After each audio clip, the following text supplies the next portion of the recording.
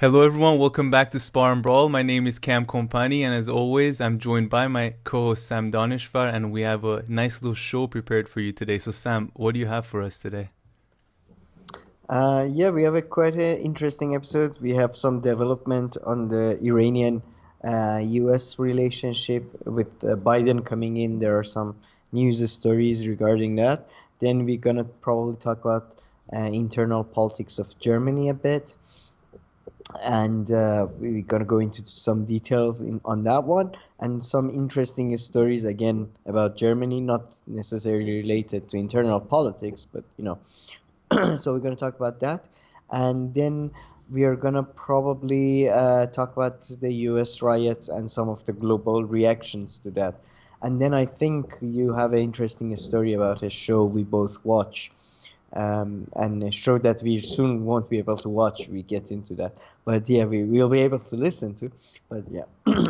Well, Sam is actually referring to Krystal and Kyle Kulinski's new show, and actually, I just subscribed to them, so I'll be able to keep on watching their new shows and sharing Oh anything. wow. Some of the interesting stuff Oh, that they look at say just covered. Yep, yep. I thought I look might at as you, well. Rich. I was like $5, not that much of an excuse. I was like, so sure, let me do it. And then yeah, so the last story that I have for today is on why Kyle Kalinski and Krystal proudly identify as populists. And yeah, from Germany, this one story really caught my attention where like German prosecutors are pretty much prosecuting people for a crime they committed against the Assad regime. Well, anyway, we'll get into the story, but that's why I found it to be interesting. But yeah, let's start off with Iran. So, like you mentioned, Iran and the US are maybe not starting to negotiate a little bit. What's going on there? Yeah, that's a quite interesting story. Times of Israel, that's where I saw it anyway, reported that Channel 12 News, which I think Channel 12 News of Israel, have reported that the Biden team is already in talks with Iranian officials regarding how they can, I don't know, return to the deal or amend the situation. And they have further on, they went on to say that they have actually updated Israeli officials.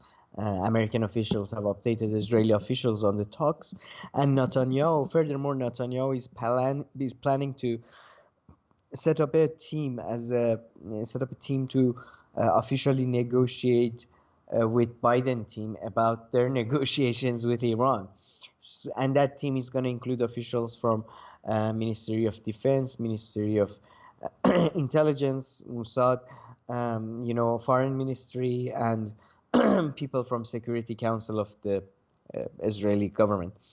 And possibly it's going to be headed by the head of Mossad, who's I think who last week when this was reported was in the USA and was meeting with US officials. So it is not unlikely that US officials are already like, as we know, the last deal when the last deal, we didn't know this at the time, but the negotiations originally started in Yemen 6 months before the Iranian presidential elections that led to Rouhani coming to power.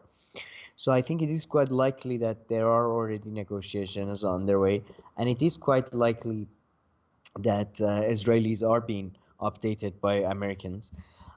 How much these negotiations are going to be fruitful, that's a whole different story.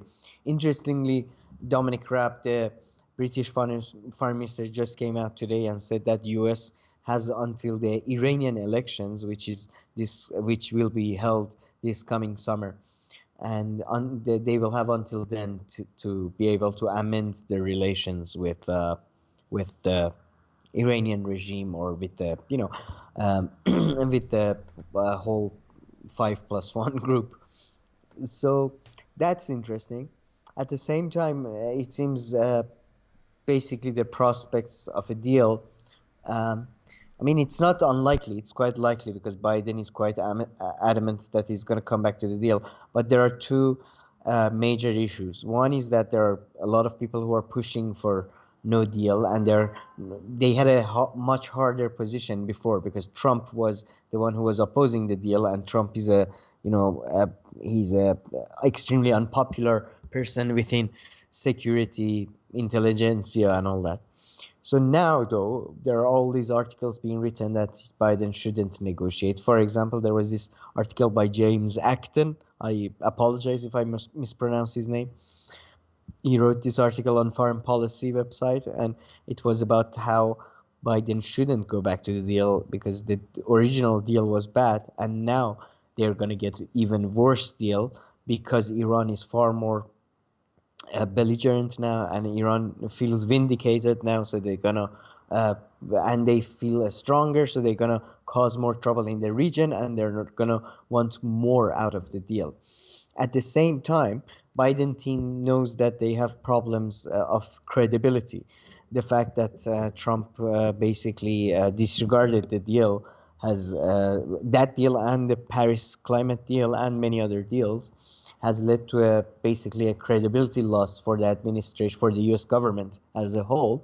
So it would be, I mean, I would assume Iranians would require certain mechanisms that would ensure compliance by the US, or ensures that if they leave or if they don't comply, Iranian money or Iranian interest is not hurt. Let me just read this. Biden's pick for this is from an article, and we put the link below for sure. Biden's pick for Deputy Secretary of State Wendy Sherman acknowledged the difficulties in an interview with Boston News show last month. We are going to work hard at this because we have lost credibility. We are seen as weaker after Trump, said Sherman, who was Barack Obama's lead U.S. negotiator for the 2015 Iran nuclear deal. So with Wendy Sherman, who was a lead negotiator coming in, though, I think the prospects are quite positive as a whole. The new head of CIA is also somebody who was heavily involved in the negotiations. So, that's another very, very positive sign. So I think the prospects are very positive, but at the same time, there are all those people who oppose the deal because, they not because like Trump, they are necessarily protectionist, but because they're far more imperialist. They're coming back into the game, so that's a thing to look out for. At the same time, Iran will want more stringent, as I said, deal this time around, a deal that would include more mechanisms that would ensure the safety of their interest. And I don't know how much U.S. government can make concessions, considering the powerful lobbies that are working for the military-industrial complex, for the certain, Arabic countries, for IPAC, as the right wing of Israeli politics, all of that. So, there are good signs, there are bad signs, we'll see. But it was a quite interesting development, the report that, they are already negotiating. Yeah, no, that's super interesting. So you're saying that maybe they're doing some warm up talking and all that, but then wait for the Iranian elections, which you said are probably in June, or you said earlier. No. I think they have until then. If they can't make a deal till Okay. then because there's a good chance, I'm gonna get into that now actually. Yeah. Because there's a good chance this time around Iranian elections will lead to a conservative being elected as the president. I mean, okay, so before you get into that, so there was a few interesting things that you said there. So one is that, okay, so it seems like the Biden administration definitely doesn't want to piss off Israel too much. So they're not going to be doing all like the favors and everything that Israel did, but of course keeping them in the loop and all that. Oh, of course. So that's interesting, but not too surprising. And then like the person that you're mentioning from foreign policy, and they're saying, Iran has become even more powerful since then, so you shouldn't do the deal. Do they suggest what should be done in the deal? And like in the past 5 years, like does he refer to any examples, like what he means that Iran has been, been causing more trouble or anything like that? He talks about the usual stuff that Iran has been more active in Iraq, the paramilitary groups in Iraq, in Lebanon, that type of thing. He talks about, which he correctly points out, that Iranian oil sales have been recovering somewhat recently, even though the maximum pressure campaign is still in place. In September, he points out Iran had a good growth in oil sales. So, but I do think it's, exaggerated. I mean, considering how much pressure Iran has been under, Yeah. Iran really hasn't reacted at all So to nothing US. new really, unless I didn't know No, selling oil was yeah. was No, the problematic. usual Iranian, Yeah. and but to be honest, I do think they're right in that because the Biden presidency is defining itself as opposite of Trump in every single way possible. Um, they have to sort of Iran is in a better position to ask for more concessions and all that, especially like considering that even Obama administration wasn't really complying with the deal. There was even problems. You can check out Trita Parsi's writing for that, who's probably the best expert on Iran-US negotiations. So, now though there is I mean, much most of the more sanctions they scrutiny. didn't remove them. No, like did Obama administration remove a lot of sanctions, or he? They did. I think they suspended a lot of sanctions, but they couldn't do anything about the sanctions passed by the Congress at the time because Hmm. Congress was controlled by the Republican Party. So you have So to wait for those to run out, or like does Congress have to reverse no, them or Congress something? has to reverse them or repeal them. Yeah. Yeah. So those are still in place, of course, and I don't know. I think some of them Democrats may have removed them, but they are mostly whoever is the president really controls sanction regime and sanction enforcement. So I think they are mostly for show, but whenever you want to use them, they're there to use them, you know. And but now because Biden is, defining himself in opposition to Trump, and because Iran has shown quite a lot of patience, now there is far more scrutiny on US to comply with the deal. And by the way, it's that's a interesting tidbit that last week we had a bit of a Twitter fight between the foreign minister of France and foreign minister of Iran. Foreign minister of France, I think, tweeted something about France being worried about Iranian missile programs, and then Zarif pointed out. I think I'm not a big fan of Mr. Zarif, but I think this tweet was great. He pointed out that oh, great colleague, great counterpart, or something. You started your job, your current job, by selling weapons of mass, destruction to Saudi Arabia to be used in Yemen and so on. So please don't talk basically bullshit and nonsense about Iran or Iranian missile program. So that was interesting. But yeah, so this time around, Iran can get a better deal, I think. So they're yeah. right in that much. Yeah, Okay, yeah, that's definitely possible. But okay, so you kind of mentioned that the Iranian yeah, yeah. elections will be happening, the presidential elections this summer. And just to recap very quickly, so right now we have Rouhani, who's the president of Iran, and so he's finishing his second term, and that's that for him. Just a quick recap. Yeah. Rouhani is like a overview recap. Rouhani is a is a centrist himself, but he did come to power on the back of popularity of reformist camp because they endorsed him and he seemed to endorse their positions. And now, considering the economic situation and many other things that happened during the last 4 years, probably some of the more eventful years of in politics, everybody, I would say more than 80% of population are extremely unhappy with the governance and the current government. So now most analysts guess that a conservative figure will win the next election, and the supreme leader has hinted that he's in favor of a young and revolutionary government. And because interestingly, there is a fight within the reformist camp now. Some people say we should distance ourselves from Rouhani. Some people say that no, he did what was best, and there couldn't be anything else, or not much better could have been done. So that's happening. At the same time, two people officially have announced that they're running. One is Hossein Dehqan, a former Air Force officer with the rank of Brigadier General and a former Minister of Defense. He was he was a Minister of Defense for actually Rouhani's government, and he's somebody with a military background, which is something which is extremely rare within Iranian politics.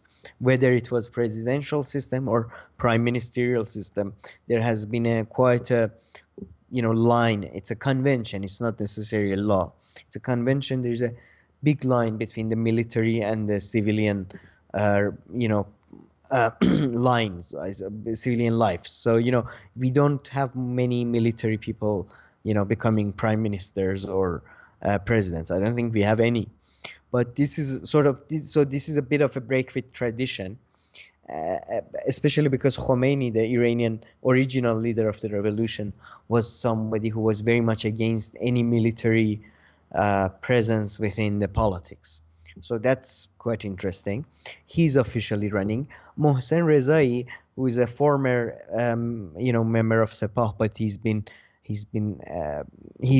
in politics for many years, and he's been a candidate for many presidential elections.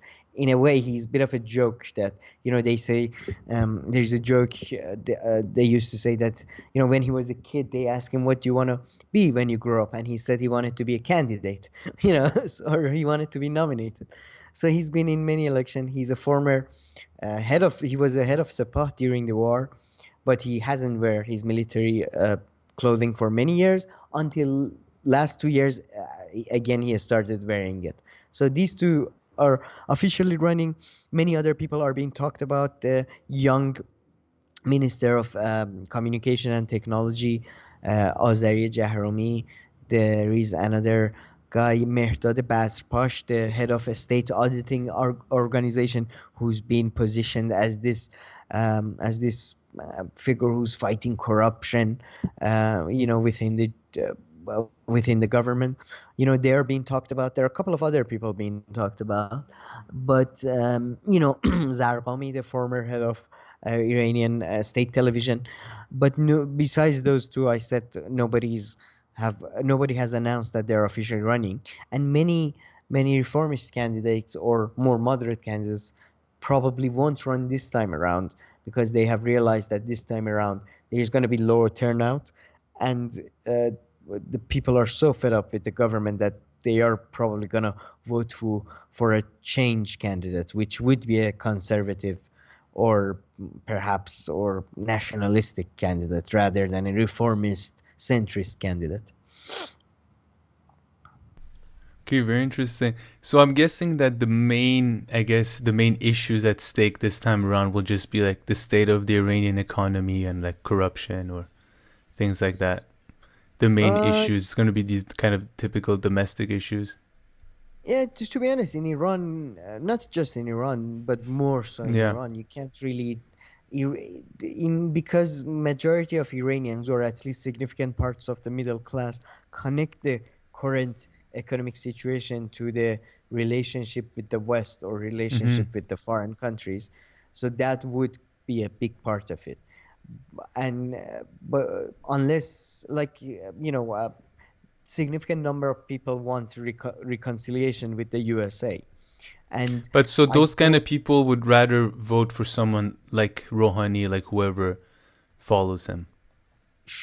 But that's the thing, though. I don't think this time around they believe, like, because they feel Yeah. so badly betrayed by Rouhani. They don't feel like. I doubt most of them would vote for his continuity candidate or for Mm-hmm. somebody from that camp. And to So be honest, Trump did great damage to American credibility, and many people may just feel like whoever is the U.S. president, maybe in 4 years, Trump is gonna come back, or somebody will come back, and so yeah. you know, yeah. So. So how will these candidates kind of differentiate themselves from each other and Rouhani kind of? You think what are they going to mainly talk about? Oh, I have no idea, but I mentioned some of them, the people like Azariya Jahromi. I Mm. mentioned he's a reformist type centrist figure. The the guy who I said is going to go for anti-corruption sort of uh, like campaign mode thingy. He's more on the conservative side. So I think uh, I think this time around the conservatives are not going to have much competition, and there is going to be a competition on who's more nationalistic and who's more anti-corrupt, basically anti-corruption. Sorry. Okay, okay, very nice. Anything else to talk about when it comes to Iran, Iranian relations with the United States, other countries in the region, or should we move on to our second story? No, nothing much else except that hopefully we'll do a more deeper analysis on Iranian candidates and Iranian election. It's just that right now nobody except the two I mentioned have nobody has officially announced. Oh, one thing I do can add, Mr. Zarif, the Iranian foreign minister, and the head of judiciary, Ebrahim Raisi, they've both ruled out running, and they were both two people that were very much thought to be thinking about it or thought to have a good chance of winning if they ran. So, that's about it. But we'll come back to with some more updates when there are actually some, developments. Okay, okay. So we're gonna kind of stick with the main subject and theme in a way. So our second story, you're gonna kind of tell us who could potentially be the next chancellor of Germany after Angela Merkel.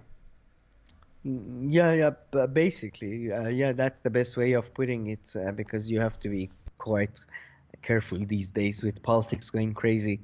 And after quite a tense, competition between several candidates, including Friedrich Merz, including him, Armin Laschet, I think that's how it's pronounced.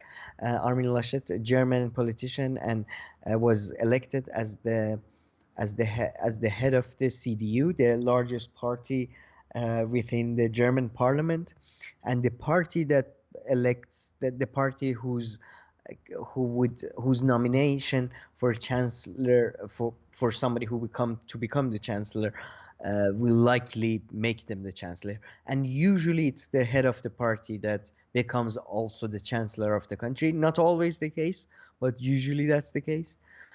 And Armin Laschet just became the head of the party, leader of the party. So that's makes him.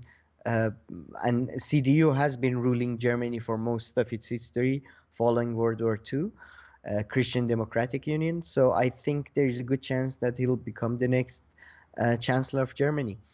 I don't know. Did you hear about this news at all, by the way? No, no, not at all. And I went on DW a few times today, but I don't know that. I know that the Russian politician who was poisoned, he's back in Russia now, and he's gonna go in Oh, jail for yeah. 30 days. That was all over DW. But this, no, I didn't actually see it or hear about it. All right, so let me go into some detail. Armin Yes, Laschet, please. he's seen as a bit of a continuity candidate, and he's from the centrist camp of CDU, which is closer to Merkel. And he managed to beat Friedrich Merz, who was actually a major rival of Merkel when she was becoming the leader of the CDU. So he became the leader. He's seen as somebody who's um, far more pro-European than Merkel. He has criticized Merkel for not being ambitious enough and not, you know, he's if he has talked positively about Macron's ambitious plans for expansion of EU.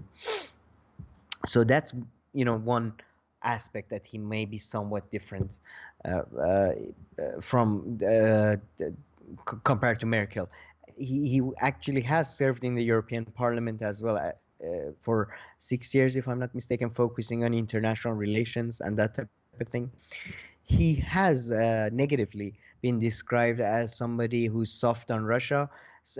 This is a derogatory term in Germany, apparently. Russland Verster.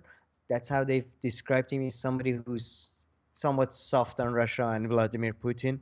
But considering that Germany needs Russian energy, that's not a major surprise. And he's been far more active in internal politics. He was the governor of basically the largest and the most industrialist and the richest state of Germany, Bavaria.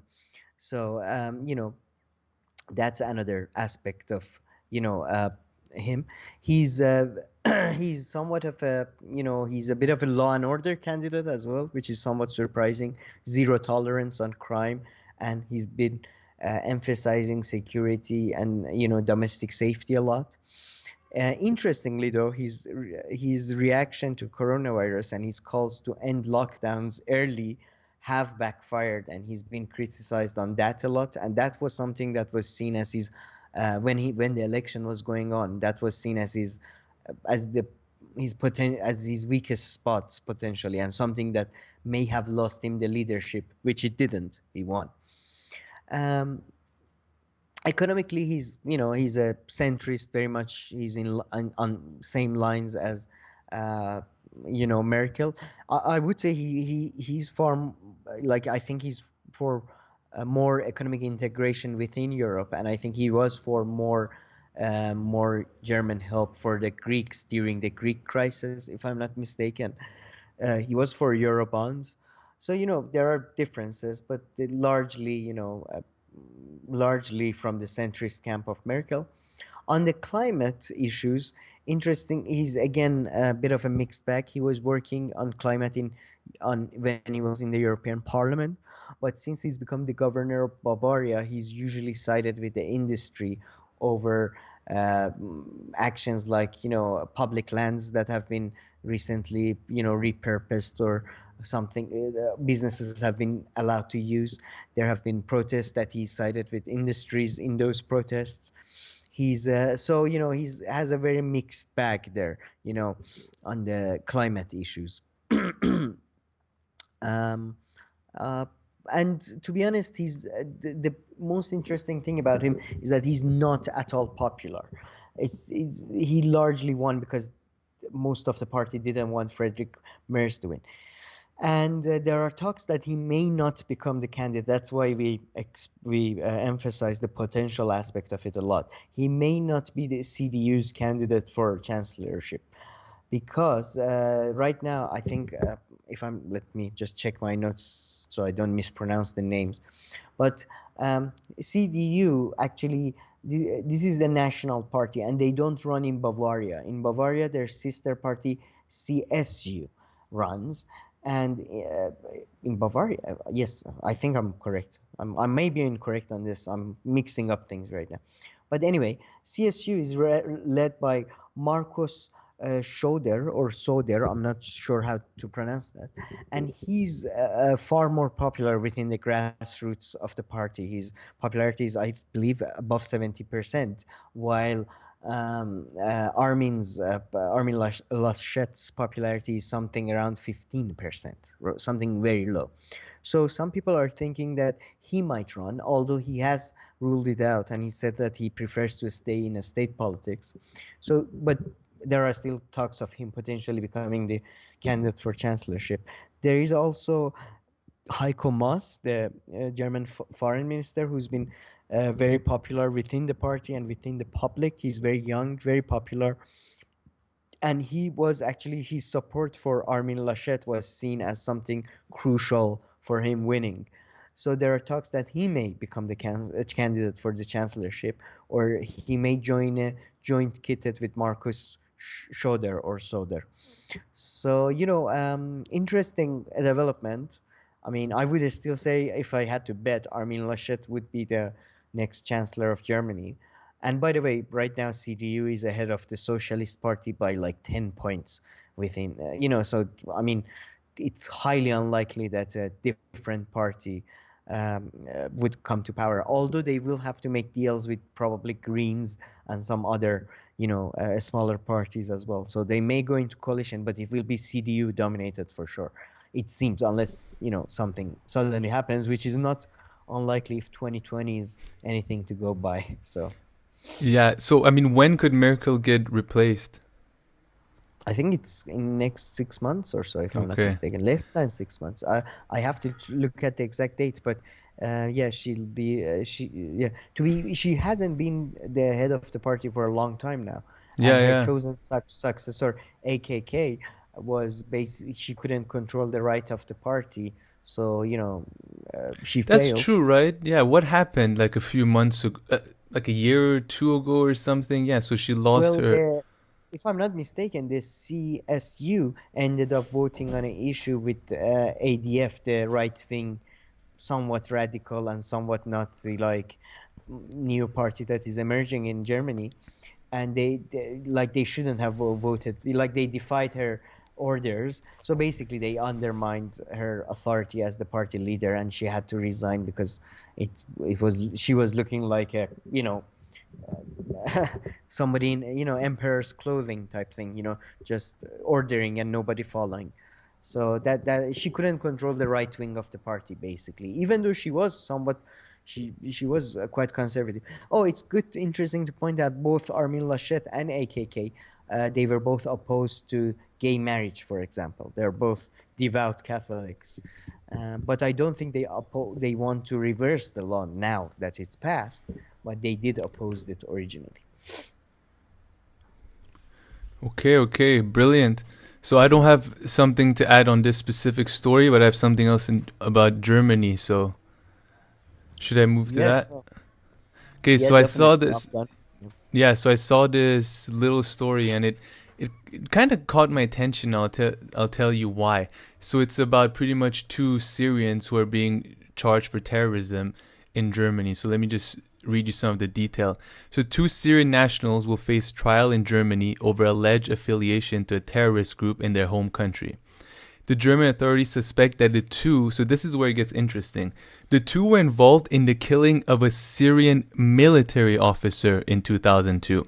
So one suspect has been charged with membership of the Al Qaeda affiliate group in Syria, known at the time as the Nusra Front, while the other suspect was charged with supporting the terrorist organization.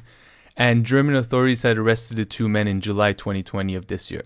So prosecutors said that one of the suspects allegedly guarded the military officer while the victim was conducted to the execution site. The other recorded the killing and published the footage for the purposes of the Nusra Front. So really I found this to be interesting in two ways. So one is that now since 2002, Germany has passed a law that so their law has included jurisdiction over war crimes that affect the international community, even if they were not committed against German citizens or took place on German territory. So apparently this is since 2002. I don't know if other countries have such a law as well. So because of that, for instance, in April 2020, the EU, Germany launched a trial against a Syrian intelligence officer, making it the first country to prosecute suspects of war crimes in Syria on foreign soil. But really, what made this story interesting for me. So yes, these guys were both, at least one of them. So one of them they're saying was affiliated with the Nusra Front, not the other one. So one of them was a terrorist organization, part of a pure terrorist organization, and I can see how some Syrian or someone bringing a case of someone of like a terrorist within Syria having committed something against a civilian, that I can see. But what I find really interesting about this story is that one of the main things that they talk about is that the suspect were involved in the killing of a Syrian military officer. So technically this means, well, not technically, this person was part of the Assad regime. So I just found this part interesting. They're pretty much prosecuting someone for a crime committed against the Assad regime, which on the face of it, there's nothing wrong, and it's a good thing. I just found it to be interesting. What do you make of that? Do you find it to be interesting, or am I making a story out of nothing, really? No, I do think it's quite interesting, especially considering that Germany was one of the nations that, like most European nations, was very critical of Bashar al-Assad and his government.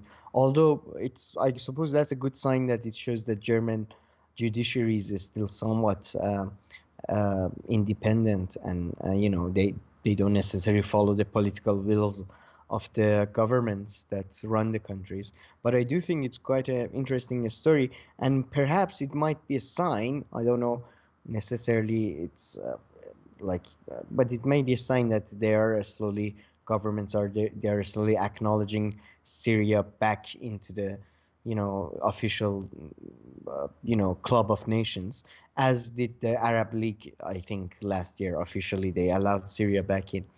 So, you know, yeah, it's quite an interesting one. Yeah, no, that's very true, and it just I reminded didn't me. hear. Yeah. Yeah, no, I'm saying it's interesting you said that, and it just like last week when we did the other video about the Israel airstrikes on Syria, we talked about how the Assad regime always kind of remained the official, even at the UN, they were recognized as the official government.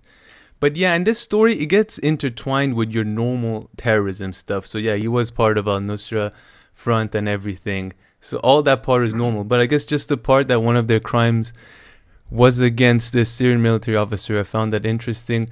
But yeah, so you're saying that now they're being officially recognized in the Arab League again? Is that what you said? I think that last year, yeah, they were Mm-hmm. allowed back into the Arab League for some community of Arab nations. So yeah, I think they're slowly acknowledging that Syria is back in the game. Bashar Assad is back, baby. True, true, true, true. Okay, okay. And yeah, in the Syrian war, I mean, we just repeated all this for a video last week, but entering its 10th year, it's still going on as a proxy war and all that. So we just have a video from last week if you want to go check it out about the deadliest Israeli strikes on Syria in years. That's how it's been reported. But okay, that's all I have with this. Do you want to talk a little bit about? You have some interesting reactions when it comes to the US riots, interesting international reactions, right? So yeah, we had quite interesting few reactions from around the world. Obviously, there were few people within the U.S.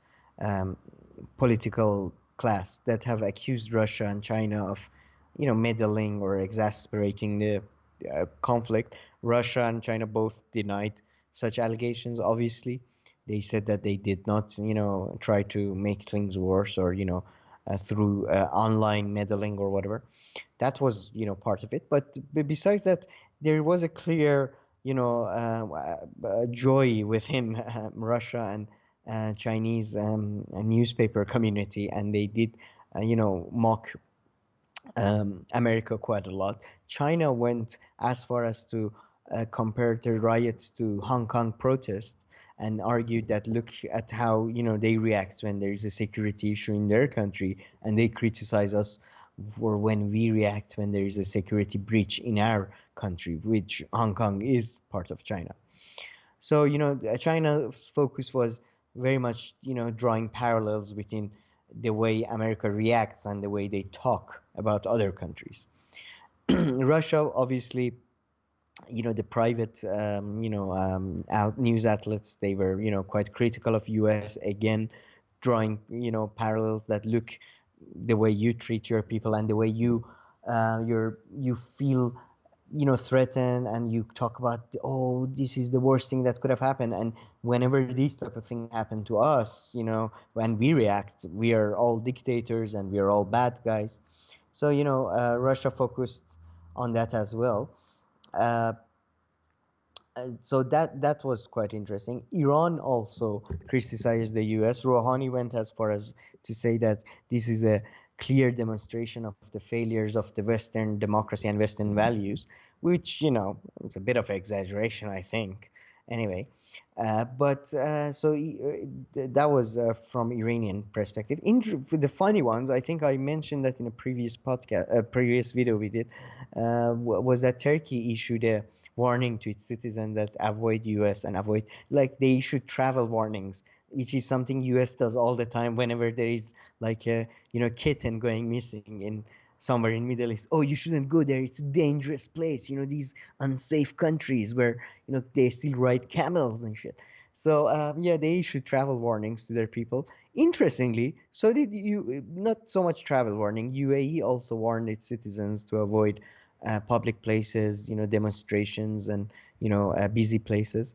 So UAE also reacted that way. And by the way, everybody said that these were very sad moments to see, and everybody was very upset about it.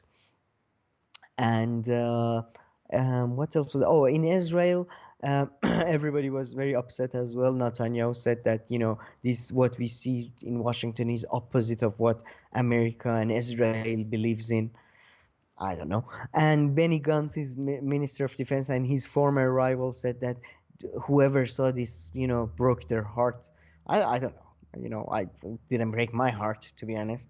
It's just, yeah, the level of exaggeration from Americans in the, oh my God, this was an attack on blah, blah, blah. And then now people heartbroken for American democracy. I don't get it. So, maybe I'm a bit of a heartless son of a bitch. I don't know, but it just feels somewhat showy, and they're trying to make a big deal out of it. So yeah, these were some global reactions, very, some hand-picked ones from the, countries we cover usually. Yeah, they're But it was funny. quite They're interesting. like they're like old school reactions. I feel because they we've moved on from saying these things a bit now. Because now there's so many examples of you see how they did it here, and now they say this. Like now, I don't know. Yeah. It's like moved on, at least from like the left, the criticisms and stuff that were being made of what happened and the riot and stuff. It's Yeah, funny. yeah, It's kind of totally. moved on from these reactions that these countries had, whatever their officials. It's just funny. It kind of reminded me of like 5 years ago or something when there was like a terrorist attack or like a shooting or something. Kind of the same points would be made by everyone. Sure, but I think that was mostly in the leftist Yeah, yeah, circles, no, no, I know. It just reminded me of that. but now it's going full on mainstream. So Yeah. with tweets and everything from. Well, the Oh, mainstream thing. interestingly, let me just add this to the China-U.S. relations. Pompeo, U.S. sanctions, I think 11 more Chinese officials over the Hong Kong issue, and then Chinese. This is apparently very derogatory to call someone a praying mantis in China, because apparently it means somebody who stands on the way of progressing history, you know. And they described Mike Pompeo as a as a praying mantis who's he's nothing but a praying mantis that is useless and will die or whatever. So things are deteriorating between US and China. There were reports that China is going to take over as the largest economy far sooner, and the economic growth after coronavirus uh, has been outdoing everyone's expectations. So it's the US China relationship is the key relationship for the next 100 years probably. So it would be quite interesting to see how it goes.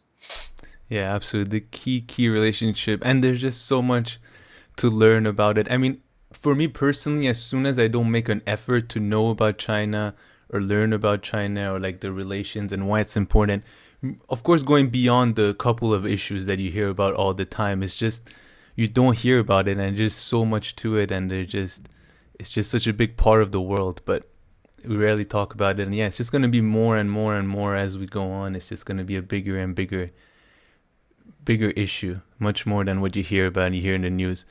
I don't mean like bad things. I just mean like, it being important and then having so many layers. But yeah, and Biden should definitely take Pompeo's passport away from him. He already had his farewell trip. Okay, he went out. I don't know. It was some kind of like graduation trip that he was on for a few weeks. But just take Yeah. his passport and make him sit down for 2 minutes. I mean, now that you mentioned Biden, doesn't have much to do with this story, but his whole Al Qaeda thing a few weeks ago about Iran now being Oh, the headquarter of Al Qaeda was one of the most ridiculous things ever. But okay, coming back to the riot, anything else about that you kind of want to mention? We touched on a few things last time. One was that how the people at the riot, they shouldn't be confused with all the other kind of people who might not be in a good situation and they get kind of dragged into these politics. Washington Post had an article that they've at least like identified 15 off-duty police officers from different states who were part of the who were part of the protest. riot. Yes, Yeah. yes. So Yeah, more is there are major security yeah. concerns for the inauguration that is happening less than, I think, 24 hours, 23 hours or something from now, and from when we record this. And yeah, there are major security concerns. They are vetting all 25,000 National Guards coming into the Washington, and they are waiting. There was apparently a fire today, and because of that, they had to, recheck everything. They are going full paranoid now, and I think, to be honest, Yeah. there are interesting. I saw a few talks on Bad Faith podcast, on Katie Halper show, on Useful Idiots. That the biggest worry for the left and stuff now is that the overreaction to this event is going to be so bad that they're going to start doing censorship on Twitter is going to become far more common. They may pass laws that are even worse than Patriots Act or something like that, because now you have somewhat even more, even Iraq war was bipartisan, but this is even far more bipartisan. And there are fears that there will be further clamping down on freedom of speech, on that type of thing. So I hope that doesn't happen, Yeah, which is, I basically. mean, absolute bullshit. I mean, I can't believe, I can't remember who kind of made this point, but they were like, all the things that they want to say to make law, or everything that happened, they're already like laws, and what happened was already illegal. And from all accounts, it seemed like, the proper efforts weren't taken to, really control that riot and the protest. And I'm not saying they should have just gone and beaten up those people if they weren't doing anything, but it seems like, of course, they weren't serious in the way that they were trying to I, stop them. And I was watching Katie Halper show. She did a great debate about, was it fascism, like beginning of the fascist movement, or was it not? Two different camps of academics and stuff. And to be honest, I was on the camp of it wasn't fascism. But but there was some gentleman who I forget the name, but I tried. We put the link in the box, and he pointed out that as somebody who has been a political activist and has worked in Washington, he finds it extremely weird, and he thinks there must have been something up, because as somebody who's been a political activist, he said he got maced in his face for talking too loud or shouting or whatever. So it was extremely odd that the police was so underprepared, and it does show the difference between white and black people in America, at least in terms of yeah. political activism and what they can get away with. So And I yeah, think very I interesting. find that with things like this, you don't need to be explicit about it for like something to go the right way. If you're part of a party, like, part of a political party, they don't come to you every single day and be like, you should say this, and that on that. They kind of expect that you have some kind of common sense, and that you can like find yourself into that framework. So it can be normal, at least they hope. But No, you know no, what I mean? I mean, like when yeah, you that's what work, they hope. yeah, In when you reality, work for a specific government, or like the UN organization, or if you work for Nike, they don't come and tell you every day, say Adidas is bad. But in your head, you're supposed to know that you shouldn't be like, doing the bidding of Adidas. So I can see them just, not taking these kind of protesters too seriously, not caring about them, not being something that they'll get recognition for. Maybe if they're too tight, they might, if they were like a bit too rough, they might even get in extra trouble for some reason. So I don't even think that there needs to be like an explicit attempt to, let them do whatever they want. oh You can yeah, yeah, kind of, yeah. There may be, it's the old thing that revolutions succeed when soldiers or police officers start seeing their own family members in the, pub in the protesters. So yeah, it's the yeah, same. Like, you feel yeah, like these are like your people or whatever, yeah. or as you said, many of them were actually police officers, or there were many veterans.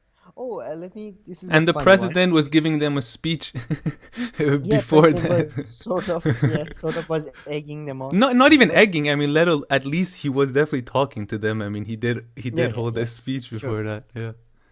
But just to end on a funny note, though, let me say that apparently Nancy Pelosi's laptop was stolen by one of the protesters, and then apparently the genius tried to sell it to Russians, like advertise it online to Russians, like KGB or whatever. And then thankfully police have caught him, have saved the Yeah. laptop, so Nancy Pelosi's secrets are No. safe. But yeah, I it's a mean, yeah. crazy I story. mean, I can see how at the moment it could have been scary, given whether you were there or like you're a police officer. Oh, And of course, sure, there were sure. some bad things that happened. people lost their lives, a few of them. But when you see, like, after, when you remove the bit from it, and then you see the way that they were acting in Nancy Pelosi's office or whoever, it kind of looked like, kids had taken over the high school, and, but that was it. You just had to calm them down, and then everybody Yeah, goes they, home. they, So, they I seem mean, like yeah, they seem like a bunch of By the way, it wasn't just the physical threats and stuff. Because like as this is, I listened to this podcast, the Deconstructed podcast by Ryan Grimm, and he interviewed uh one congresswoman. Her name is so difficult. Jayam I can't say it. I'm gonna fuck it up. But anyway, they were forced into a room, and they begged almost the Republican Congress people that please wear your mask, and they refused to wear their mask, and three people got COVID. One of them a 75-year-old lady, a Democratic lady. So there were other things that could have been, that could now she's. I mean, I listened to that podcast 2 days ago. I don't know if she has had health difficulties. She has recovered, but so yeah, there were quite a few dangerous things. But this was not, in my view, an organized coup d'état, or whatever. That it's been like Trump wasn't really planning to drive his supporters there, and you know what I'm saying. Yeah. yeah. I mean, no comment about that. And just like, Very just one last word. Have you seen that very clip? politician of you. Not try, it's just too ridiculous. But have you seen that one clip? This one, I mean, the girl, she got like maced or whatever in her face, and then she's like crying, and the person's like, "So why were you like storming into the Capitol?" Have you seen that one? No, And then no. she's like, "Cause it's a revolution," and I don't know. It's just, you have to see the clip. I think I just botched it fully, but you must have. It's like one of the most popular clips that have been going around about this girl. She's like, To be honest, I haven't been "Girl, watching. I only saw the couple of pictures of the man in the bear costume oh." and But I was the gonna, okay. guy who stole the podium. He was fun.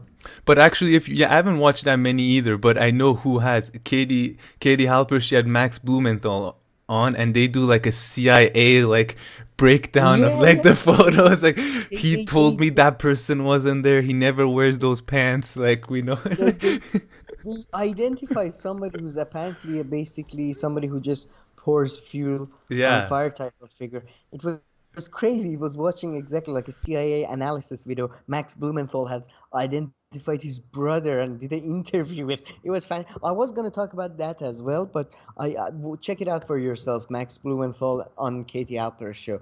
But yeah, it's too detailed and too thing. I'm gonna fuck it up. Too many yeah. names, too many family connections. The Okay.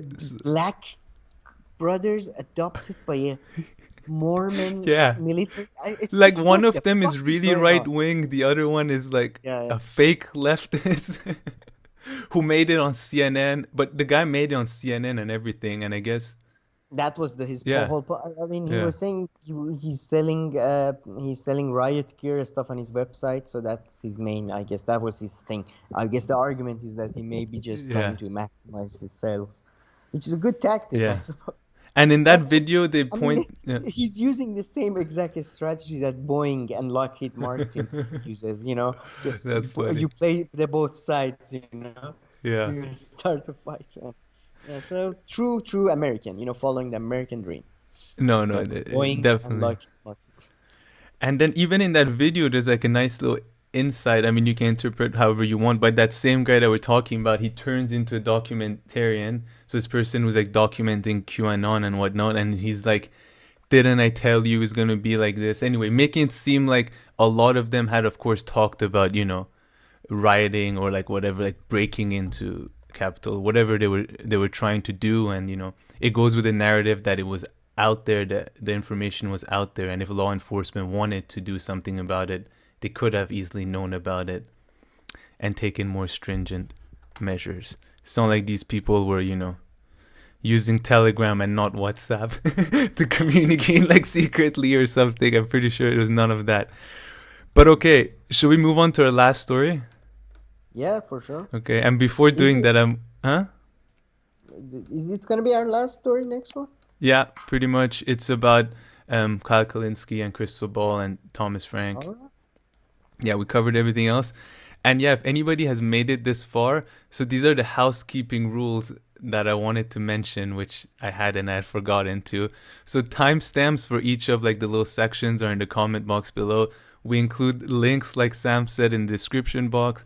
If you don't agree with anything, if we said something that was kind of wrong and you want to add to it and all that, please do so. And of course, like and subscribe. So that was our little Oh, housekeeping rules. to be honest, I thought you wrote those for me. So No, oh yeah, really? Okay. yeah, I didn't know you Really? should mention it. No, I All should have right, told okay. you. Yeah, I forgot. Please So I like and shared my, subscribe. yeah, I Yeah. shared my notes with Sam. Those were right on top of it, but I Oh, forgot about it. we have to say, I've noticed you have to say that on YouTube videos. Click on the bell, like make the bell ringy or something. I don't, but you do. You No, should we've do. had this oh yeah, people No, should. they should But do. we've had with People, this conversation that I don't like doing that. I don't do it. I mean, that's too I don't do much. it, but I think other people should do because Yeah. our videos are different. Yeah. But if you just subscribe to us and watch it, we'll be okay with it. Like you. Yeah. Yeah, please do. Just joking. Okay, so let me get into this. So you've been watching it too, right? Have you been watching Krystal and Kyle Kulinski's new show? It's called Krystal Ball. Krystal No, and Kyle and friends. no. They mix their first and last name and friends. That's why I was getting it messed up. No, So no, it's like I'm sure Krystal is first. so it's Krystal like and Krystal Kyle and Kulinski. Krystal Kyle friends and friends. Krystal Kyle and friends. Okay, Krystal yeah. Kyle and friends. Krystal, Kyle, and friends. I guess that's how they go about it. Probably. Yeah. Yeah. Okay. I kind of thought they mixed their name. Anyway.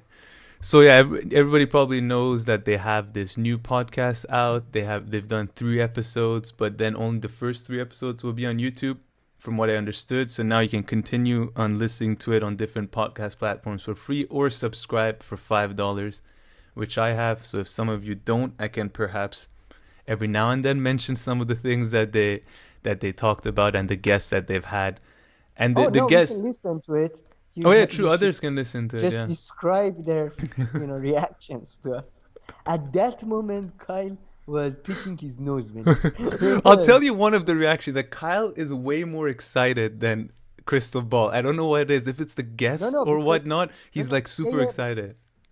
yeah, because Thomas Frank goes on the hill quite regularly, but Mm-hmm. I don't think, I think he mentions it in the opening that he has never talked to Thomas Frank. And to be honest, Thomas Frank is it's kind of a Beatles Yeah. for leftist. He's part of that. Leftist people are crazy. So, but he would be somebody in 20 years that could easily. I don't know. He's a bit of a I don't know, not Noam Chomsky, I was going to say, but he's not so much of a scientist. He's much more of a historian Yeah, type I mean, thing. he's a historian. If you look him I up, love that's his what it books. says. Yeah. I must say, the, I think that's his first book as well. Conquest of the Cool is one of the most amazing books Oh, I've ever really? read. Yeah, it's about the advertising, a history of advertisement in America. And if you're interested, like in things that Adam Curtis covers in his documentaries, and the century of the self, Edward Bernays, Mm-hmm. that type of advertisement, marketing, that type of thing, I think Wow. that book is a must read. But his Love it. most famous book is obviously Listen Liberal and what was it? What Happened to Kansas? Those two are the most famous. And he used to come on MSNBC, CNN all the time because he wrote What's the Matter with Kansas, which was why Kansas votes for Republicans. And, they used to love him then because he was, anti-Republican. Now they don't like him so much because, he's anti-Clinton and all that. Okay, wow, that's fascinating. I know him a little, and yeah, so at the end, I'm going to mention this little gem of a show if you want to get to know a lot more about him, probably differently than anywhere else you will see. So I'll mention that at the end. And apparently, yeah, he has a new book coming out, just came out, so maybe No, you no, can it's try to, it just came yeah. out. I forget the name of the book, And but they don't it's talk about about it in this episode, but maybe, yeah, we could like read it they and, do. It's about the People's Party. The thing they talk about. It's oh, about the okay. last great third party of last great third Oh, it's party. just about that. Okay, because Kyle mentions that he hasn't read it yet, so I didn't Yeah, think that they get it's into that. about Yeah, he does a great interview on Useful Idiots, as well as I said he was the one who joined Matt Taibbi and Katie Halper for the live Oh, election true, true, true. watch. Yeah, yeah, yeah, yeah. Yep, yep, yep. Now his face, now that you said it, yeah, rings a bell. And I mean, he looks like he's a fun guy to have. I mean, he's like, chilled and making jokes, all that. Jokes. But okay, so they had their show, and in the very beginning, so they say this twice. Krystal and Kyle both say, we are proud to call ourselves populist. So we proudly call ourselves populist, and they mentioned that again, that they proudly call themselves populist when Thomas Frank joins the show, which is like 20 minutes in, and they talk about it why. So here's a little, this is what I learned about a little history of the term populism, and where it comes from. So according to Thomas Frank, populism, which has gone from being, quote, a wonderful thing to, as you know, over the years and over the decades, kind of being smeared, and of course right now it has a really bad connotation.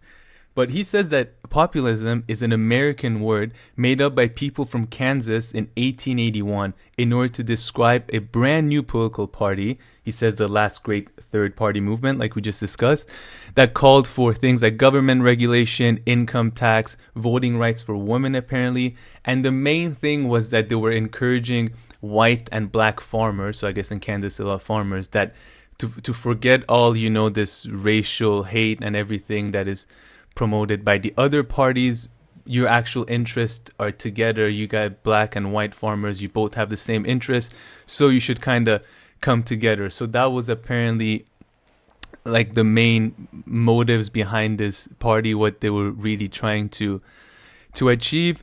So when you think of, that's where it comes from, the word. And if Kyle Kulinski and Krystal Ball, if they know about the history of this word populism in this way, really not surprising that they would proudly associate this with populism, especially when the definition is literally, populism simply means a political approach that strives to appeal to ordinary people who feel that their concerns are disregarded by established elite groups. And another related definition is simply the quality of appealing to or being aimed at ordinary people. So I guess it's not so strange that they proudly identify themselves as populist. So I just wanted to, I mean, we talked about this a little bit. Did you enjoy the show and all that? So since we If mentioned I that, may, yeah, go yeah, ahead. yeah, I have a actually, yeah, I enjoyed the show a lot. I love Thomas Frank a lot, to be honest. But that's the one point I somewhat disagree with him Interesting. Yeah, because go. yes, I think he's historically right, and I find that completely. I agree that those people were great people and they did great things, but we can talk about capitalism. All the isms. When each person mentions capitalism, they mean a diff. Do you mean the capitalist system of Norway, or do you mean the capitalist system of Italy, or do you mean the capitalist system of America or Iran, or or even China, based on certain interpretations? So I think, yeah, sure, but it has started that way, and but I do think the fascinating in his book, the parts I read, he talks about the efforts by people like Hofstadter, who they believe in a consensus based. They have a consensus based view of American history, that the American leaders were in consensus and they agreed largely. And I think he's right that they were wrong, and they mistakenly and purposefully sometimes represented the populism as something negative.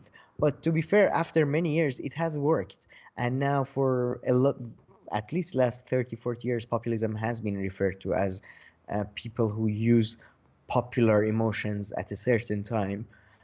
And I'm just saying that it's been very in this is, I think, to say that Trump is not a populist and only this is populism is somewhat pedantic. I think it's kind of like Norman Finkelstein, that I think he with his issue with Alan Dershowitz. In my view, he shouldn't have focused so much on the plagiarism, and he should have focused on the substance of the book. I think here we have the same thing, that I don't think the title matters too much. That's one aspect. The second aspect to do with Kyle Kulinski and Krystal Ball, I think yeah, they do, because they think majority of American people, and I think most polling would agree with them, agrees with their policy positions. And they say if a leader appeals to those positions, we are good with that because the leader should serve majority of the people. I happen to again disagree because even if that's the case now, who knows if that's the case 10 years from now? Maybe the popular will in 10 years will be that all people of certain ethnicity you know, um, should be cut in half, you know. Yeah, I think that's why they're populist because right now their opinions happen to be shared by a lot of people, and that's exactly why I'm not the populist because I don't want to connect my ideas to a popularity contest, you know. And uh, yeah, sorry, that's just some bones that I had with some bones of contention I No, had that's very interesting. So the with first people one, with people I really respect and yeah. follow and want to be like. No, of course. So let me see if I understand them. So the first one you're kind of saying, well, the populism has started to mean different things over the years, just like all these other kind of words, like capitalism kind of might mean this kind of capitalism and that kind of capitalism, and that's Also yeah, is yeah.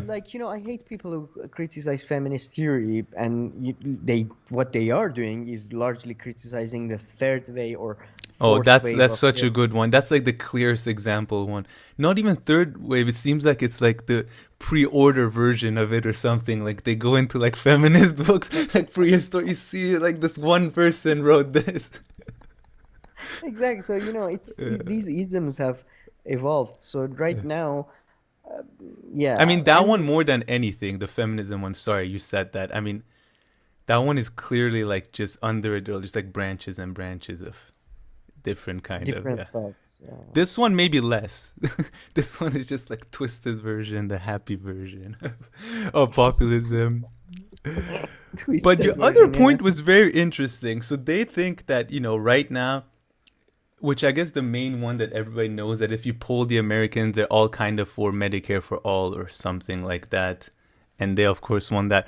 But now that I think about it, it's only kind of like these really big kind of issues that maybe like, most of Americans see it just like they do. Maybe if you start breaking down after that, they won't even be sharing.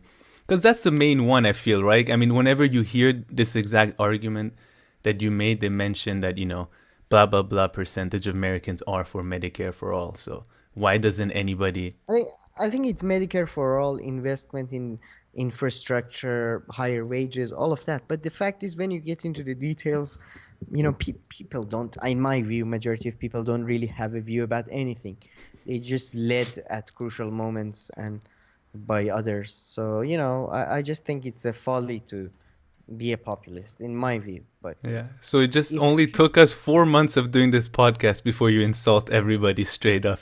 So you were controlling yourself. Today you're like, it's my opinion that nobody knows shit. Thomas Frank, decent guy. He's okay. That's my thing though. Majority of people don't have a time to read about all this shit and politics and who's who, and that's why actually I think the original caucus system in the US was a good, like they had good intention in terms of like somebody who knows shit about this stuff should go and represent people. But anyway, I'm going into saying, but I think you should be a populist in a way that that's my definition of populism, of the populism I like to subscribe to, is that you're populist in a way that you want to serve a population through your policies, not necessarily that your population, your policy views agree, because a lot of times in my view, my policy views are, I think it would benefit the whole society, but majority of people would disagree with them. For example, let's say transitioning from oil or something like that. I don't know, but it was a side debate I like Yeah. to have. But yes, I do. Yeah, I did insult pretty much. I'm just referring to about 80% of the population, so it's not a big deal. All right. Yeah. Okay, so I just had a. By the way, if you're watching our videos or if you're one of the subscribers, you're not part of the people who don't know. They're part of the 0.000000001%. Who knows? Okay, so I just had just one or two other small things that this video reminded me Sure. of. The other one was how just based on Hungary getting like a right wing politician and like Trump coming into play. I'm exaggerating a bit. There was Marine Le Pen in the picture at that time, and also Boris Johnson and Brexit were seen as much more evil and bigger. And Yeah, like, Italy. and Italy, true. So based on that, there was about to be like, Hungary was about to become China and take over the world, or I don't know what. But it's just funny that narrative is kind of gone. And there was also the rhetoric around immigrants and stuff like that in Europe. So it just kind of all blended in together and really made it seem like there was this, evil populism wave coming, which I don't know. I guess it didn't really come to fruition in that way, right?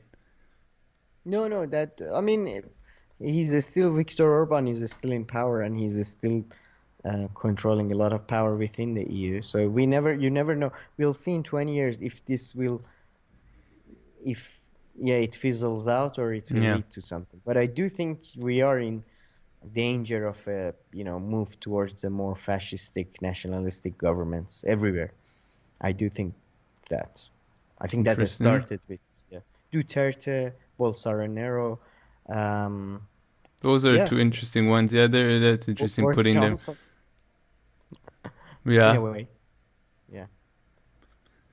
yeah, I'm like right wing politician. But I mean, yeah, like No, before that, I mean, yeah, even in Mexico, the so-called leftist president, he best is described as a nationalistic, really.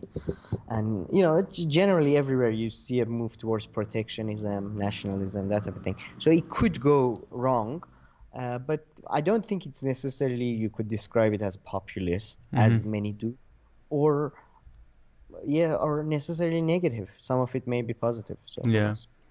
I don't know. Yeah, I mean, whenever it's about like these big transitions and stuff, I just find like I'm not saying that you're just like speculating, throwing things out there, but like yeah, Oh, just good to sure, know sure. like comment on them sometimes are fine and just because you realize sometimes when you think about it, they're just based on like two or three anecdotes in your head, and then we draw these insane conclusions. I guess Massive. it's done all the time. I do it too. Okay, another little stupid thing that came to my mind. I think this last question I'm going to ask you, I think you might be able to shed some light here and tell me why I'm so stupid.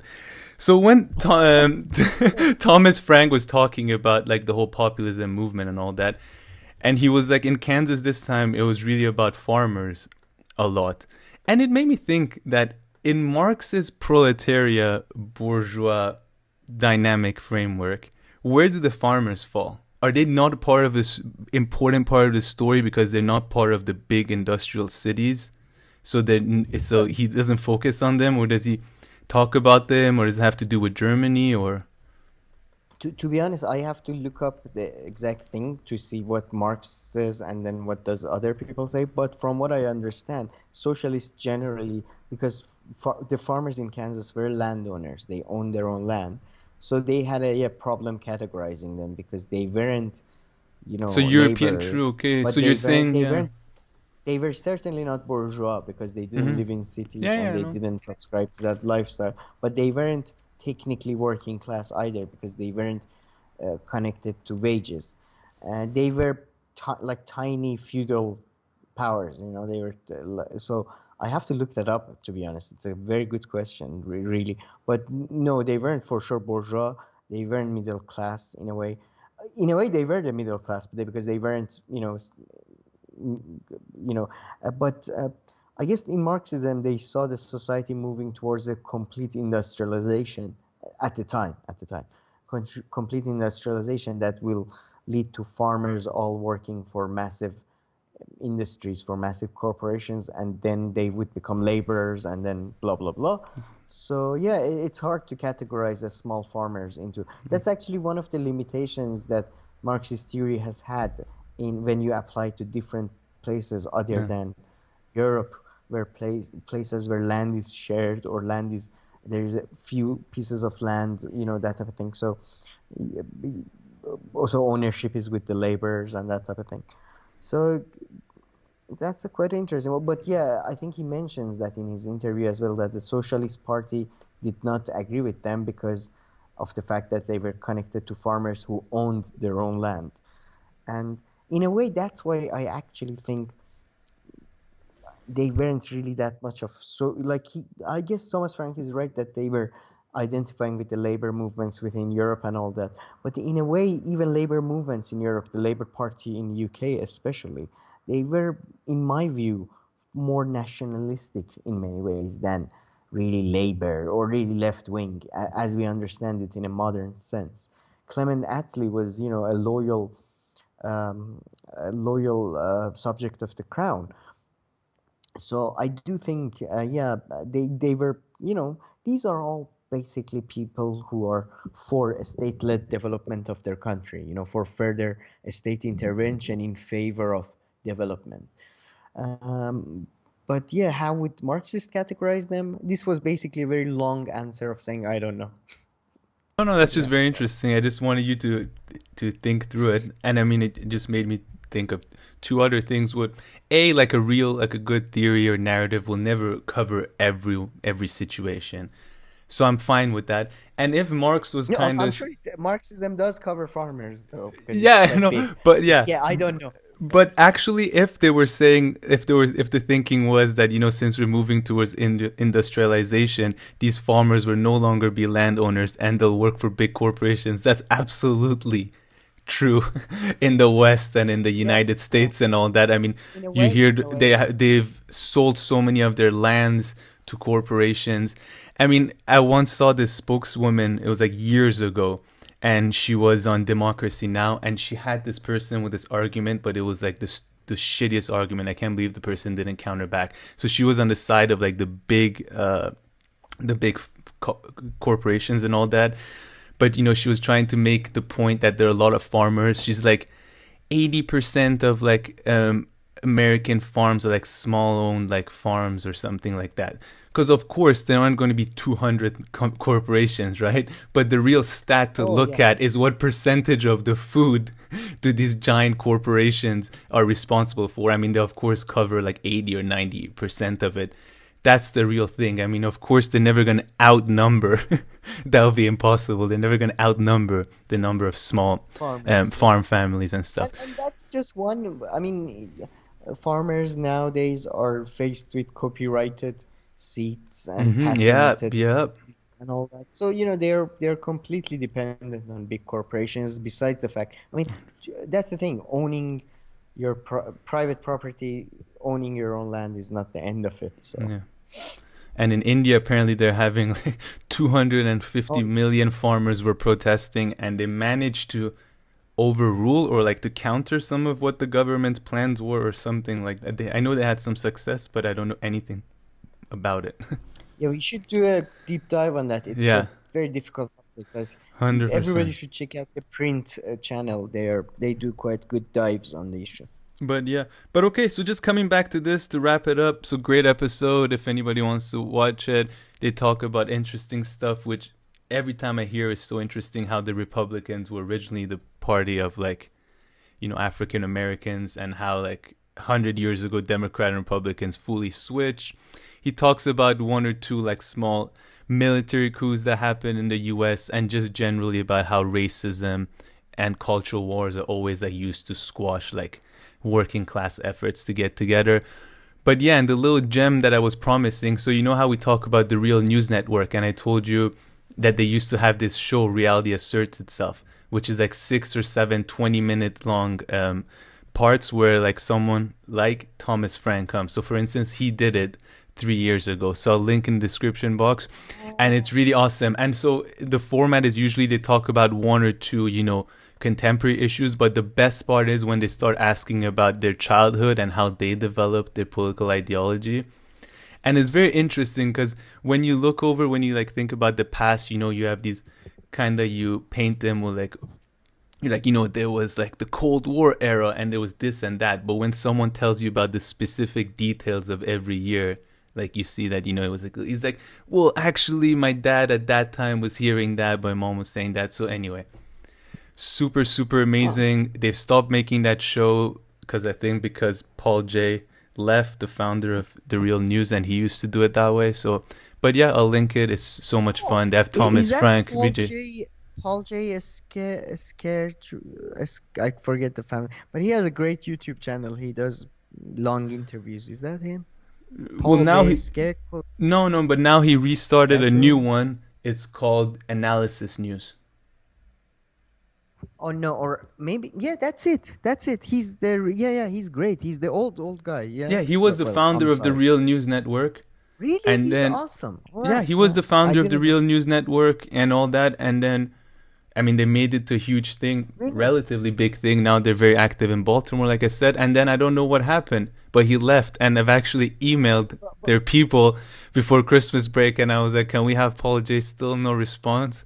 But I'm hoping to get him on. Because, I mean, that show of his, and well, they were like my favorite. yeah, I think yeah, he might not come on our show for now, But but you know he's that quite his because current channel has nothing. They have 10,000 subscribers, his new channel. analysis. Really? I keep Yeah. watching. I'm one of the 10,000. All right, all right. I I mean, didn't I'm know. pretty sure. And the other day they had I it's a thought channel he's a that super famous celebrity. Yeah, all right. no, he's big, and in Canada, he used to have mainstream channel shows and all that, and like a lot of documentaries. And if you see the people that he brings to his studio in Yeah, Baltimore yeah. to do He that, does. you can tell that people listen to him, and he's someone. He he does a lot with Matt Taibbi, whom I really like. So yeah, Yeah. I've been watching a lot of him. But okay, that's it for today's show. Final words, or should we call it a day? Uh, just let me just say a uh, clear FU to everybody in the world. But just to clarify my position on your political views. But no, Oh. it's just yeah, it's just what I think, man. Yeah. Anyway, but yeah, please be nice in the comment section to me. Anyway, all No, right, we're yeah, loving the that's comments, and if there are more comments, we'll do more comment videos. And yeah, I think this episode we started off serious with some news and everything, and then it's a bit yeah, it downhill went from off the there. rails. Yeah, just started insulting the whole fucking world. Yeah, that's does it really for But yeah, 80%. okay, that's it. Please like and subscribe, and we shall be back with more videos soon. Bye bye.